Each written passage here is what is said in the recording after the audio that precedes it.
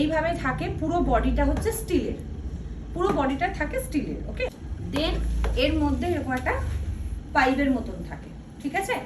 এইটাকে আমরা কি করব, যে দিকটা দেখো এরকম নাট লাগানো আছে সেই দিকটা আমরা এর সাথে জয়েন্ট করব এইভাবে।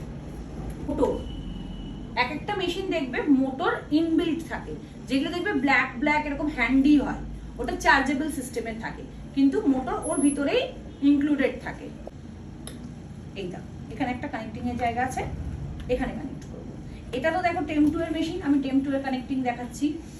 যদি মার্কেট থেকে অন্য মেশিন কেনো তো দোকানদারই তোমাদের দেখিয়ে দেবে কানেক্ট। ছোট ছোট এরকম বটলের মধ্যে এয়ার ব্রাশের ফাউন্ডেশন পাওয়া যায়, এরকম ছোট ছোট বটল।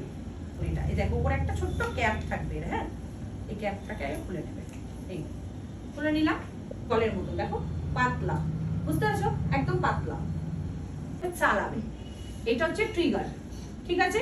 ট্রিগারটাকে আমরা এরকম হালকা একটা প্রেস করব, করে আমরা পিছনের দিকে টানবো। যতক্ষণ না আমরা পিছনের দিকে টানবো ততক্ষণ পর্যন্ত এর ভিতর থেকে একটা হাওয়া পাস করছে, কিন্তু হ্যাঁ নর্মাল একটা এয়ার ব্রাশ করছে। কিন্তু যখনই আমি এইভাবে প্রেস করব আর এটাকে পিছনের দিকে ঠেলবো, তখনই কিন্তু দেখো ফাউন্ডেশন বেরোতে শুরু করে দিয়েছে, বুঝতে পারছো। ফাউন্ডেশন এই দেখো, এই দেখো